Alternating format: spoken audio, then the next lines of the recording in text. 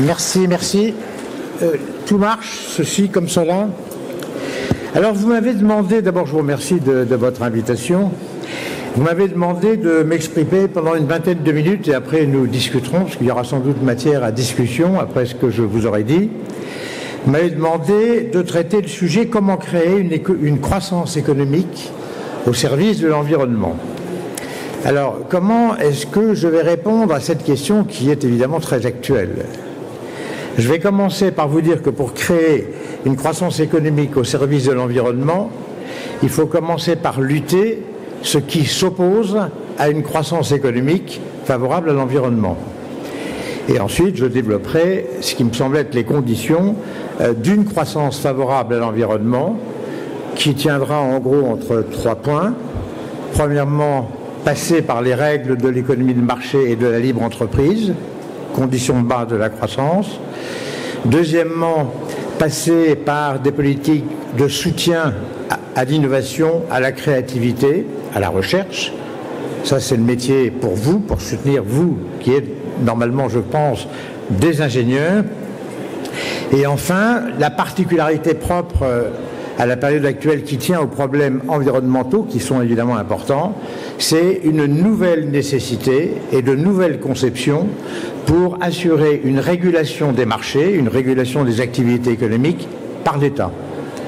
La question nouvelle aujourd'hui qui est posée par l'ensemble des institutions internationales, c'est comment traite-t-on ce qu'on appelle les biens communs. Qu'est-ce que c'est que les biens communs ? C'est l'air, c'est la mer, c'est les sols, c'est les pollutions quand elles peuvent, si c'est le cas, atteindre des dimensions géographiques étendues, etc., etc. Voilà donc mon plan. Alors, je vais commencer par une précision qui est importante, qui est de distinguer ce qu'on appelle l'écologie de ce que j'appelle, mais je vois que de plus en plus de personnes utilisent cette expression, l'écologisme. Ce point est très important pour comprendre la suite de mon propos et pour comprendre, je crois, la problématique contemporaine des politiques économiques appliquées à une situation où l'environnement est un enjeu majeur. L'écologie, c'est une science. Vous êtes des scientifiques. Une science, c'est même une science dure, l'écologie, c'est-à-dire qu'elle s'appuie, c'est une discipline en réalité, qui fait appel à plusieurs sciences dures, la biologie, les mathématiques, la chimie, la physique, la mécanique des fluides, la thermodynamique, toutes choses que vous avez peut-être étudiées dans vos études. C'est une science qui est servie par des gens qui ne s'appellent pas écologistes, mais qui s'appellent des écologues. Ça, c'est le côté science. Et puis, vous avez un mouvement, des mouvements politiques qui relèvent de ce que j'appelle l'écologisme et qui sont généralement les mouvements écologistes. Alors je vous rassure, comme j'ai fait moi-même une quinzaine d'années de politique active, je n'ai aucun mépris ni pour les idéologies politiques, ni pour les militants politiques. Mais j'ai suffisamment d'expérience et notamment suffisamment de connaissances professionnelles comme ingénieur, car j'ai été comme vous ingénieur, et je garde l'esprit ingénieur quand même, vous le verrez, parce qu'un militant politique, un écologiste en l'occurrence, ne travaille pas comme un écologue. L'écologue est sur des faits scientifiques, des faits vérifiables, des faits quantifiables, si possible des faits reproductibles en expérience, en laboratoire ou dehors, naturellement. Il est sur des faits précis, scientifiques, quantifiables. L'écologiste, lui, il fait de la politique, c'est-à-dire qu'il a une conception de l'organisation de la société, une conception des enjeux sociaux, qui fait qu'il recommande des actions politiques, des institutions politiques, des réformes, des bouleversements s'il le faut, ou au contraire des attitudes conservatrices, pour conduire à une situation qui leur paraît, ces militants, préférable. Donc, quand vous entendez un grand écologiste comme M. Hulot parler, il n'est pas écologue. Il a une représentation de la société qui le conduit à promouvoir, par exemple, d'être végétarien, au moins une fois par semaine, c'est ce qu'il a proposé récemment, de ne pas prendre l'avion quand on peut l'éviter, c'est-à-dire en fait autant qu'on peut. ne pas prendre sa voiture si on a moins de 3 km à faire, prendre plutôt y aller à pied ou en vélo. Ce sont des mesures qui ne relèvent pas de la science. On est incapable de dire si ces mesures contribuent ou non aux grands environnements et aux grands enjeux environnementaux. Ce sont des mesures politiques. Et je le répète, ayant fait moi-même longuement de la politique, je n'ai absolument aucune critique particulière à proposer. C'est un militantisme, mais il ne faut pas le confondre avec la science. C'est le premier point sur lequel je voulais insister. Cette idéologie, donc il s'agit bien d'une idéologie, aujourd'hui se fait remarquer sur des prévisions particulièrement préoccupantes pour la planète. En gros, je résume, il y a deux sujets sur lesquels nous allons vers le précipice, nous expliquent nos amis écologistes. Le premier sujet, c'est le climat, et le deuxième sujet, c'est la biodiversité. Dans ces deux cas, nous allons vers une véritable catastrophe, et vous avez des arguments, vous avez des études, vous avez des scientifiques, entre guillemets, vous en avez de vrais, vous en avez de moins vrais, qui vous démontrent, à longueur de journaux d'ailleurs, c'est pas ce qui manque dans les informations, qu'on court vers ces deux catastrophes. Alors, comme je suis curieux, j'ai regardé l'écologisme, c'est une idéologie qui se développe depuis à peu près 40 ans. C'est né au début des années 70 aux États-Unis et ça s'est propagé en Europe dans les années 70-80. Donc j'ai regardé depuis 40 ans ce qui avait été les grandes annonces, les grandes préoccupations écologistes et ce qui nous était annoncé. Alors en 1970, ce qui était annoncé, c'était des famines à travers le monde qui devaient conduire à des centaines de millions de morts de faim. Évidemment, d'abord dans les pays pauvres, c'était l'Inde, c'était le Pakistan, c'était l'Asie du Sud-Est, la Chine. Et pourquoi il devait y avoir ces famines redoutables? Ce que je vous écris, tout ça est vérifiable. Je ne vous invite pas, je ne vous oblige pas évidemment à acheter le livre que j'ai produit là-dessus, mais tout ça est documenté, hein, je ne parle pas à la légère. Donc ces centaines de millions de morts de faim résultaient de l'explosion démographique. Et en effet, il y a eu une explosion démographique parce qu'il y avait 3 milliards et demi d'habitants à la surface de la planète en 1970 et il y en a aujourd'hui 7 milliards et demi. Donc que disaient les écologistes à l'époque? Impossible de nourrir tous ces gens-là, sauf à provoquer des pollutions absolument massives. Heureusement, il y avait des ingénieurs, et en l'occurrence, c'était des ingénieurs et des universitaires américains qui ont réfléchi à la question et qui, plutôt que de dire il faut arrêter et stopper les naissances, parce que c'était ça la solution, c'était une solution malthusienne, arrêtons de faire des enfants. Il y avait des Américains avec pignon sur rue qui vous expliquaient que la liberté de procréer était intolérable. Je cite, la liberté de procréer était intolérable. Donc la réponse écologiste, c'était une réponse malthusienne, ce qui est en général la règle. Et la vraie réponse qui a été apportée, c'est qu'aujourd'hui, avec 7 milliards et demi d'habitants, qu'on nourrit mieux en quantité et en qualité, la réponse a été celle des ingénieurs, c'est-à-dire comment on améliore la fertilisation des sols, comment on améliore les rendements agricoles, comment on sélectionne mieux les variétés agricoles, comment on lutte davantage contre les ravageurs et tous les champignons qui dévastent les cultures, etc., etc. Autrement dit, cette tragédie qui devait être celle de la faim dans le monde, dans les années 70, j'étais un peu jeune, mais regardez, parce que c'était passionnant, n'a pas eu lieu parce qu'il y a eu une réponse technique et scientifique. Et évidemment, ça n'a pas été la réponse de nos amis écologistes. On peut admettre qu'on se trompe. Vient un deuxième exemple que je vous cite, que je tire de ce qu'on a appelé le rapport du Club de Rome. Le Club de Rome, c'est un rapport du MIT, qui a été MIT, Massachusetts Institute of Technology, donc une des plus brillantes universités au monde, qui a produit ce qu'on a appelé le rapport du Club de Rome improprement. En fait, c'était un rapport du MIT sur la croissance. Et on est dans notre sujet. Que disait ce rapport? Il disait, nous sommes en 1972, il a été tiré, ce rapport, je crois, à 12 millions d'exemplaires, et il a été traduit en 37 langues. Donc c'était pas rien. Et il a fait la couverture de la presse pendant un an, on ne parlait que du rapport du Club de Rome. Ce rapport disait quoi? Nous allons vers une récession mondiale, ou en tout cas même un collapse, il utilise le mot collapse, qui est maintenant devenu à la mode, mais dans d'autres bouches. Pourquoi? Parce que les pollutions monstrueuses vont rendre la vie insupportable. les pollutions de l'air, les pollutions de l'eau, les pollutions des sols, etc. Deuxièmement, parce qu'il n'y aura pas assez de terres arables. Alors là, il reprenait le thème précédent pour nourrir une démographie qui va en s'accroissant. Et enfin, troisièmement, et c'est ça qui est le plus intéressant, parce qu'on aura une pénurie de matières premières. Alors écoutez bien cet argument, et c'était écrit par des gens extrêmement éminents. En l'an 2000, il n'y avait plus de cuivre, il n'y avait plus de gaz, il n'y avait plus de pétrole, il n'y avait plus de plomb. On avait en gros épuisé toutes les matières premières minérales et métalliques et énergétiques à la surface du globe.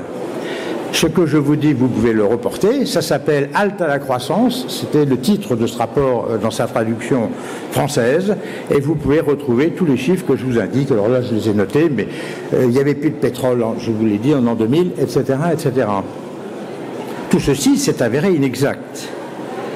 Depuis le rapport du Club de Rome, la croissance mondiale a été multipliée par 4, et les réserves de ressources naturelles, je parle bien des réserves, sont plus élevées qu'elles n'étaient en 1962. Ce qui veut dire que non seulement la croissance ne s'est pas arrêtée, mais qu'elle a poursuivi son aire, que grâce à cette croissance qui s'est poursuivie, des pays pauvres, des pays même extrêmement pauvres sont sortis de la grande misère, de la grande pauvreté. Je parle de l'Inde. L'Inde qui a réussi à multiplier par 10, je crois, sa production de céréales, ce qui lui permet non seulement d'être autosuffisante, mais de commencer à exporter. Le Pakistan, quel était encore... Alors, il y a eu une grande famine en Chine, mais pour une autre raison, c'était le grand bond en avant de Mao Tse-tung. Mais donc, nous avons, avec le Club de Rome, ce qu'on peut appeler... je dois aussi vous préciser que ces prévisions du Club de Rome résultaient d'un modèle ultra sophistiqué, un énorme modèle pour lequel IBM avait dû mettre au point une machine spéciale tant il y avait une quantité de données énorme à traiter. C'était un modèle qui était présenté avec des actions, rétroactions, des phénomènes extrêmement sophistiqués. Je suis économiste, vous avez rappelé ça. J'ai fait moi-même des modèles, c'était plus simple, je vous rassure. Mais bon, je sais ce que c'est qu'un modèle, et c'est ce modèle qui est arrivé à ces conclusions dont on peut dire qu'elles étaient globalement et totalement fausses. Alors, qu'est-ce qui s'est passé ? Il s'est passé deux choses. La première, la technique de projection.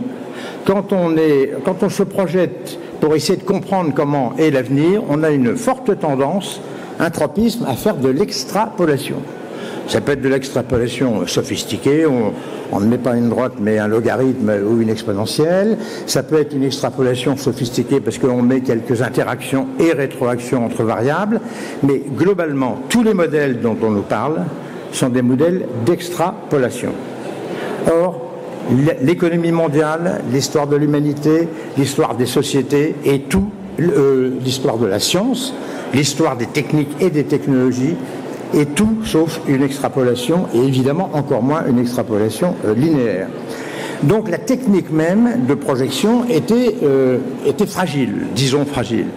Mais surtout, ce qui est apparu dans la faiblesse de ce fameux rapport du Club de Rome qui a annoncé donc la fin des ressources naturelles en l'an 2000, c'est qu'ils ont négligé premièrement le rôle du marché, deuxièmement le rôle de l'innovation technologique, et troisièmement le rôle de le fonctionnement de l'économie minière. Qu'est-ce qui s'est passé ? On a de plus en plus de pétrole. Pourquoi ? Parce qu'on explore de plus en plus de pétrole et on trouve, grâce à des technologies de plus en plus efficaces, de plus en plus de pétrole. Ce qui est d'ailleurs frappant dans le cas du pétrole, c'est que non seulement on a plus de réserves de pétrole aujourd'hui qu'en 1970, alors que la croissance mondiale a été multipliée par 4 et probablement la consommation de pétrole, je vous dis de mémoire, probablement par 8, il doit y avoir une élasticité de 2 à l'époque. Ça a dû changer maintenant d'ailleurs. Donc en gros la consommation de pétrole a été multipliée par 10 et alors qu'est-ce qui s'est passé ? Et les cours du pétrole aujourd'hui, en valeur réelle, en dollars constants, sont inférieurs à ce qu'ils étaient en 1975. Donc vous avez des matières premières dont on annonçait la pénurie, dont le prix devait flamber par définition. C'est un marché de pénurie, les prix explosent.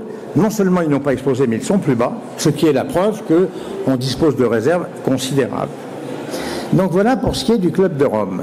C'est embêtant parce que ça a été vraiment une grande affaire et vous avez encore des gens aujourd'hui qui vous annoncent les pénuries de matières premières. Moi je suis absolument convaincu, et je ne suis pas le seul, au fait qu'on n'a pas devant nous une pénurie de matières premières. On aura des substitutions. On aura par exemple le cuivre est remplacé aujourd'hui par la fibre de verre. Vous devez avoir des centaines de millions de kilomètres de câbles de fibre de verre. Vous voyez bien qu'il y a des phénomènes de substitution qui permettent d'exploiter des ressources de manière quasiment illimitée. Alors, troisième annonce que nous faisait la mouvance écologiste dans les années 70, celle-là est assez pittoresque, c'était le refroidissement climatique. Alors, en 1974, Henry Kissinger, qui était secrétaire d'État auprès de Nixon, président américain, le secrétaire d'État, c'est le rang le plus élevé dans le gouvernement américain, après le président évidemment, avait remis un rapport secret à Nixon pour lui expliquer qu'il y avait des inquiétudes à avoir sur le plan géopolitique parce que le climat se refroidissait. Et le refroidissement du climat devait conduire à une dégradation des rendements, donc à la faim, à des conditions, à des migrations, donc à des conflits, à des tensions et à une situation mauvaise sur la planète et même plus que mauvaise, conflictuelle. Ce rapport était tellement alarmiste, on est en 1974, qu'il a été classé secret. Il n'a été déclassifié, je crois, que dans les années 90. Là aussi, je le cite dans mon livre. Ce rapport annonçait donc le refroidissement climatique. Et c'est cette inquiétude du refroidissement climatique qui est allée, alors ça c'est assez drôle, qui a conduit à la naissance du GIEC. Parce qu'on s'est dit, il faut quand même approfondir ce sujet, il faut mieux connaître, le climat est une science ultra complexe et on ne peut pas rester à ce niveau de connaissance climatique, il faut approfondir. Je peux encore vous multiplier les exemples, par exemple, on vous annonçait la couche d'ozone, le trou de la couche d'ozone. Grâce à la politique, grâce aux ingénieurs, on a trouvé la solution pour non seulement stabiliser le trou d'ozone, mais le réduire. Qu'est-ce qu'il y a eu encore? Il y a eu les pluies acides qui devaient détruire les forêts. Les forêts européennes ont doublé de surface en l'espace d'un siècle.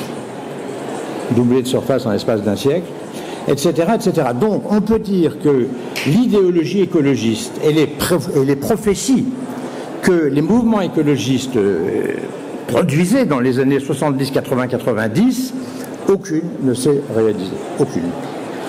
Alors, vous allez me dire, donc, vous en déduisez facilement qu'il ne va rien se passer pour le climat. Et c'est pas ma conclusion, j'y reviendrai tout à l'heure.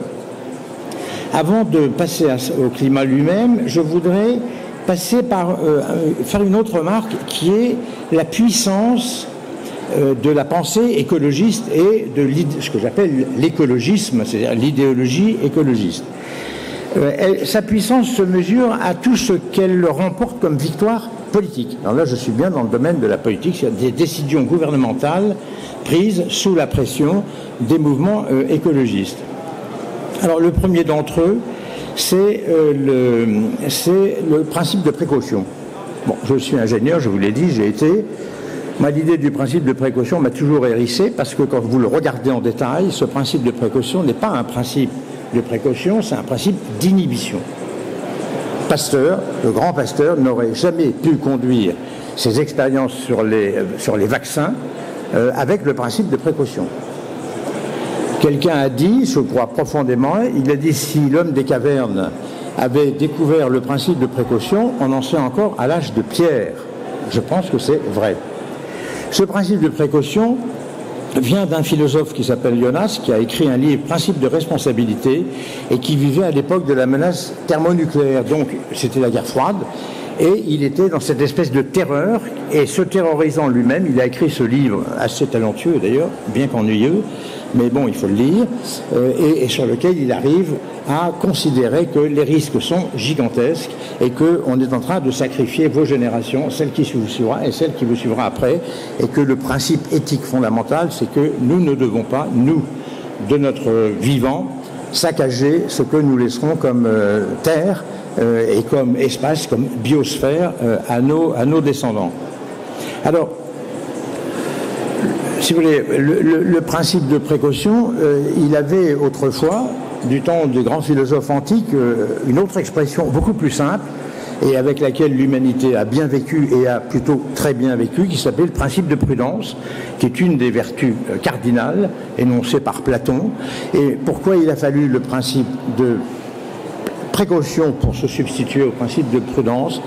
Eh bien, la cause, elle n'est qu'idéologique, elle est respectable. Toutes les idéologies, enfin, toutes, non, pas toutes, elles sont toutes intéressantes, déjà. Mais c'est bien que je n'ai toujours pas eu l'explication du fait qu'on soit passé du principe de prudence au principe de précaution. La deuxième victoire que je voudrais souligner, parce qu'il se trouve que vous aviez quelqu'un d'Orano juste avant, c'est le nucléaire. C'est assez extraordinaire, mais l'énergie nucléaire, dans laquelle notre pays, ma génération pour le coup, a fait l'objet d'un grand succès mondial, parce qu'on a été les premiers à maîtriser, à développer un parc nucléaire sans aucun problème, dans des conditions économiques efficaces, et en 50 ans d'exploitation, il n'y a jamais eu le moindre incident qui, à l'extérieur de la centrale, ait provoqué une émission de radioactivité ou évidemment un accident de personne. Aujourd'hui, vous avez 60% des Français qui ont peur du nucléaire, alors que nous avons le parc le plus brillant et les conditions d'exploitation les plus brillantes. J'en arrive à l'obsession climatique. Aujourd'hui, vous avez un sujet qui dépasse tous les autres, dans le monde et dans pratiquement tous les pays, et en tout cas les pays développés, qui est le climat et le CO2. Alors, c'est le GIEC, dont je vous ai parlé tout à l'heure, qui est, contrairement à ce qu'on pense, enfin non, à ce que certains pensent, le GIEC n'est pas une institution scientifique au sens classique du terme. C'est une institution de synthèse de travaux scientifiques. Ce n'est pas exactement la même chose. Deuxièmement, c'est une organisation internationale qui est très compliquée parce que vous devez représenter tous les pays. Donc, vous devez faire appel à des scientifiques de tous les pays. Bon, on n'est pas sûr que les scientifiques de tous les pays se valent, mais vous êtes dans l'ONU et donc vous devez assurer une représentation internationale équitable. Troisièmement, je pense que les travaux du siècle sont sérieux. Je pense qu'ils sont sérieux et que ce que fait le GIEC des modèles qu'il a sous la main, c'est probablement ce qu'on fait faire le plus sérieux comme synthèse et comme conclusion à en tirer. Quatrièmement, donc je pense que, comme le GIEC le dit, il y a un réchauffement climatique. Je pense que cinquièmement, je pense que le réchauffement est pour partie, et c'est là que les problèmes commencent, d'origine anthropique. Le GIEC d'ailleurs ne nie pas le fait que dans le réchauffement climatique, il y a des éléments qui tiennent à la variation des paramètres orbitaux de la Terre quand elle tourne sur elle-même, au côté ellipsoïdal de son passage, de sa révolution autour du Soleil, aux variations des paramètres de cet ellipsoïde, etc., etc. Il y a donc bien d'autres paramètres, tout le monde le reconnaît. La question, c'est de savoir s'ils sont plus importants, moins importants ou négligeables comparés aux émissions de CO2 anthropiques. Moi, je suis un scientifique et je dois dire que je n'ai jamais vu par moi-même, mais je n'ai même pas vu de travaux qui me permettent de dire oui, vraiment, vraiment, c'est ça. Pourquoi ? Alors, c'est là où je vous demande un peu d'attention. On est dans la prévision sur les affaires de climat. On est dans la prévision. Ce ne sont pas des modèles qui reposent sur l'extrapolation, puisque ces modèles n'exploitent pas les données chronologiques du passé pour une simple raison, c'est que le climat, ça se mesure sur 50 ans, 100 ans, 2 siècles, 3 siècles, et que on n'a pas de données relatives à ces périodes, et en tout cas de données assez fines. Donc on est dans ce qu'on appelle un modèle transversal sur le futur. Là, il y a un problème de philosophie des sciences qui se pose. Parce que ce qui est dit par la synthèse présentée par le GIEC ne relève ni de la réfutation, ni de la... vous ne pouvez pas réfuter, puisque vous êtes ni prouvé, ni réfuté. Vous ne pouvez pas prouver, puisqu'on est dans la prévision. Vous ne pouvez pas réfuter, puisque vous n'avez pas d'éléments pour réfuter. Ça, c'est un cas de philosophie des sciences qui a été étudié par Karl Popper, qui est un grand philosophe des sciences, et qui dit justement, il définit une démarche scientifique quand, selon lui, elle peut donner lieu soit à réfutation, soit à preuve. Dans le cadre du climat, vous ne pouvez pas travailler en laboratoire, vous ne pouvez pas reproduire d'expérience, vous êtes donc dans la spéculation. Quand on est dans la spéculation, je pense qu'il faut une certaine prudence si des données de la spéculation doivent découler des politiques, et des politiques extrêmement radicales, des politiques extrêmement coûteuses. Les politiques qui impliquent le changement climatique, si on prend les conditions et les conclusions telles qu'elles sont présentées aujourd'hui, sont des politiques socialement, politiquement, économiquement radicales. Il faut bien en être conscient. Est-ce qu'on peut fonder des politiques aussi radicales sur des résultats d'une spéculation scientifique? Question. C'est la question que je me pose. Je n'ai pas de réponse. Si, j'ai une réponse. Je pense qu'on n'est pas assez prudent. C'est la raison d'ailleurs pour laquelle moi, personnellement, je récuse la notion d'urgence climatique. Je ne sais pas si c'est l'urgence. Ce que je sais, c'est que je suis dans un domaine où l'incertitude, pour les raisons que je viens de dire, est telle que je ne peux pas engager des centaines de milliards de dollars, mais des centaines de milliards de dollars. Et je ne peux pas engager des transformations politiques et sociales dangereuses. Parce que si vous allez dans le sens de la réduction du CO2 telle qu'elle résulte des préconisations de ces fameux rapports, c'est pas de la décroissance vers laquelle vous allez vers une division par 2 ou par 3 des niveaux de revenus dans différents pays. Donc vous mettez en œuvre des politiques dont les effets sont massifs. Est-ce que vous pouvez prendre, et qui fatalement provoqueront des troubles politiques, et plus que des troubles politiques, est-ce qu'on peut prendre de tels risques quand on est dans un domaine où la réfutation n'est pas possible et où la preuve ne peut pas être apportée? Alors, je ne suis pas pour autant partisan de jeter tout ça, évidemment, par-dessus la fenêtre. Simplement, moi, la question que j'aimerais que le GIEC travaille, et je suis étonné qu'on ne lui ait pas davantage exigé, c'est l'étude du passé. 9, 10, 11, 12e, 13e siècle. Après, il y a eu une période froide, que les climatologues connaissent parfaitement, qui s'appelle le petit âge glaciaire.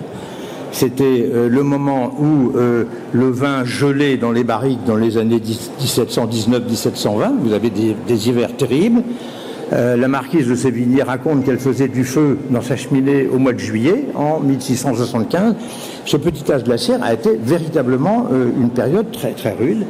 Et on a le sentiment qu'on pourrait, si on n'avait pas ce paramètre nouveau du CO2 anthropique, on pourrait dire, écoutez, simplement, le climat obéit à de grandes fluctuations. Et puis voilà. Il a fait très froid au 16, 17, 18e, début du 19e siècle. Il a fait très chaud pendant le Moyen-Âge. Très bien. Maintenant, on retrouve les conditions climatiques du Moyen-Âge. En température, c'est probablement vrai. Aujourd'hui, on n'a pas plus chaud qu'au Moyen-Âge. Et on le sait ça de manière très bien documentée par les vendanges. C'est Emmanuel Leroy-Ladurie, qui est un brillant historien français d'ailleurs. C'est lui qui a été à l'origine de l'histoire du climat et qui établit de manière très très claire, par l'étude des vendanges, par la dendrochronologie, c'est-à-dire la croissance des arbres, par la place et la position des glaciers, qui était elle-même très bien documentée, parce que les chroniqueurs racontaient toujours, il est arrivé à 100 mètres de la chapelle, il a bousculé le hameau, ou au contraire, il s'est retiré. Bref, je pense que ce qui nous manque, c'est une étude scientifique des causes des variations passées du climat. Comme scientifique, je serais rassuré si je pouvais avoir exactement l'explication qui fait qu'il y a eu ce petit âge glaciaire, qu'il y a eu cet optimum médiéval. Il y a eu également l'optimum romain, la période romaine, c'est-à-dire les 3-4 siècles avant Jésus-Christ jusqu'au 1er, 2e siècle après Jésus-Christ, était réputée d'une période chaude. Ça, c'est la paléogéologie qui permet de le constater. Tout ça mériterait d'être étudié. Voilà donc, encore sur ce point où on voit que la position idéologique est quand même vraiment prégnante. Alors, je pourrais également vous parlez de la question des OGM. Vous n'êtes pas biologiste, en général, aux arts et métiers, on n'est pas biologiste. Mais la question des OGM, je vous la raconte brièvement. On est en 1997. Le comité de biotechnologie présidé par Axel Kahn, que vous connaissez peut-être, qui est une personnalité de la biologie extrêmement reconnue, mondialement reconnue, est consulté par le gouvernement pour savoir si on peut ou non installer des OGM, cultures OGM en France. le comité de biologie d'Axel Kahn dit oui, il n'y a pas de risque.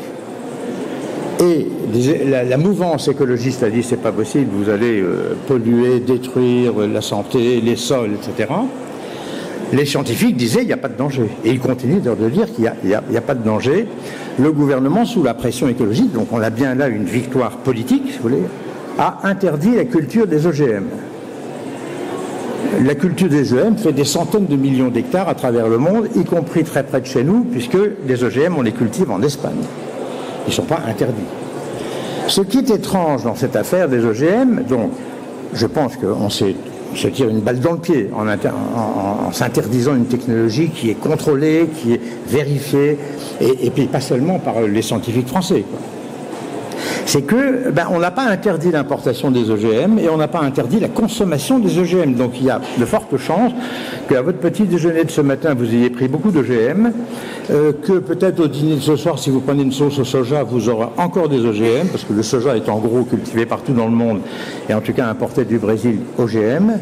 Et donc là, on a également un sujet qui ne relève plus de la science, mais qui relève de l'idéologie politique, d'une vision de l'agriculture qui est étrangère à la science et qui relève d'une vision des sociétés, de l'agriculture. Quelle belle agriculture, une agriculture, oui, c'est mieux sans OGM, c'est naturel, etc., etc. C'est respectable, c'est parfaitement estimable. Simplement, évidemment, ça met l'agriculture française dans une position difficile. Je pourrais continuer. Le glyphosate, si on me met sur le glyphosate, je suis intarissable, et donc je ne vais pas m'étendre. Ce que je voudrais maintenant, c'est venir à quelle croissance et comment la croissance. Non, la première chose à faire, c'est de s'écarter des visions que j'appelle des visions de l'écologisme, c'est-à-dire regarder avec confiance ce qui est à la disposition de l'homme, avec non pas le principe de précaution, encore qu'il est dans la loi et même dans la Constitution, mais avec le principe de prudence. Alors, je crois que la première chose à faire, c'est de ne pas partir sur l'hypothèse que les ressources naturelles sont limitées, parce qu'elles ne sont pas limitées. Il est tout à fait absurde de prétendre aujourd'hui qu'on va manquer de pétrole, qu'on va manquer de charbon. On n'en manquera même pas avant plusieurs siècles. On ne manque pas de phosphate, on ne manque pas de calcium. Toutes ces matières premières ne sont pas, contrairement à ce qu'on dit, limitatives de la croissance. Vous entendrez tout le temps le discours « il ne peut pas y avoir de croissance illimitée dans un monde limité ». Ce raisonnement est un raisonnement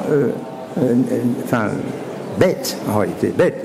Parce qu'il fait simplement, il néglige l'intelligence humaine, sa capacité à réagir, il néglige les phénomènes de marché, etc., etc. Donc pour avoir la croissance, il faut d'abord, et pour sauver l'environnement, il faut de la croissance. Là, je vous cite une phrase que j'aime beaucoup de Indira Gandhi, qui a présidé l'Inde pendant de grandes années, qui a été une très grande présidente. Qu'est-ce que dit, qui connaît bien le problème de la pauvreté? L'environnement ne peut être amélioré, dit-elle, quand la pauvreté règne. C'est la raison, comme ça que je discute avec mes amis écologistes. Comment vous faites pour éradiquer la pauvreté, première cause de la pollution et des dégradations de l'environnement? Comment est-ce que vous faites sans croissance? Moi, je n'ai pas de réponse à cette question. Donc, quand vous m'avez demandé de traiter quelle croissance pour l'environnement, j'aurais presque envie de vous dire immédiatement, évidemment, qu'il n'y a pas de solution à l'environnement sans la croissance. Quand vous dites ça, vous bousculez beaucoup le raisonnement écologiste de base, qui est exactement l'inverse. Il dit qu'il faut arrêter la croissance pour sauver l'environnement. Je soutiens, et j'espère que je ne suis pas le seul, que justement c'est par la croissance qu'on défendra, qu'on sauvera l'environnement. La question c'est quelle croissance? Mais la croissance est indispensable, on a besoin de revenus. Il y a d'ailleurs une observation très simple à faire, vous m'arrêtez si je suis trop long, il y a une observation très simple à faire, où sont les pays où l'environnement est le mieux préservé? Les pays riches. Où sont les pays où l'environnement est le plus dégradé, le plus atteint? Les pays pauvres.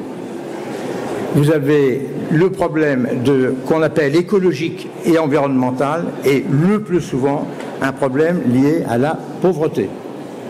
C'est en éradiquant la pauvreté qu'on sauvera l'environnement. Je ne sais pas comment on élimine la pauvreté sans la croissance. Quelle croissance? C'est là aussi où je rejoins le thème tout à l'heure. Si on extrapole ce que nos modes de vie actuels, américains, européens, dans les 30 années qui viennent, évidemment qu'on va se heurter à des problèmes environnementaux. Mais cette manière de présenter les choses est idiote. Parce que, encore une fois, le futur de l'humanité n'a jamais été l'extrapolation de son passé. Et si moi, mais vous êtes trop jeune, mais moi je compare la manière dont je travaillais en 1960-70 à la manière dont vous travaillez aujourd'hui, ça n'a rien de commun. Ni pour vous déplacer, ni pour vous loger, ni les outils que vous avez pour rechercher, pour distribuer, pour diriger une unité de production, ça n'a plus rien à voir. Par conséquent, dire qu'on ne peut pas poursuivre sur les standards actuels américains ou européens d'ici 30 ans, c'est idiot, parce que c'est pas comme ça que ça se passera. Ce qui se passera, c'est que d'abord, par le jeu des marchés, par le jeu de la libre entreprise, il y aura une adaptation aux évolutions des besoins. Vos besoins de consommation, de logement, de transport, etc. ne sont pas les mêmes que ceux de ma génération. Et par bonheur, le libre marché permet de s'adapter en permanence à ce que sont vos besoins, à ce qu'est la demande. Aujourd'hui, par exemple, il y a une demande environnementale qui est beaucoup plus importante que de mon temps. De mon temps, je dois dire qu'effectivement, on était moins attentif à ça. Aujourd'hui, on est beaucoup plus attentif et il y a une demande. Donc il faudra s'y adapter et le marché seul permet de s'adapter. Et enfin, la dernière réponse, c'est évidemment l'innovation. C'est-à-dire que l'humanité a toujours progressé par innovation, innovation de rupture, innovation douce, invention, créativité, et ça, je suis heureux de le dire devant des ingénieurs, c'est la raison pour laquelle je ne suis pas pessimiste. C'est bien l'innovation, c'est bien une croissance nouvelle à inventer, qui s'invente d'ailleurs. C'est pas un gosse plan qui vous dira quelle croissance dans 20 ans. Ça viendra des sociétés elles-mêmes, ça viendra du comportement, des attitudes, des aspirations. Et c'est ainsi que ça se passera, à une condition, c'est que par obscurantisme écologiste, on ne vous interdise pas de créer, on ne vous interdise pas de rechercher et d'innover. Excusez-moi, j'étais un peu long, mais je tenais à vous dire tout ça. Merci.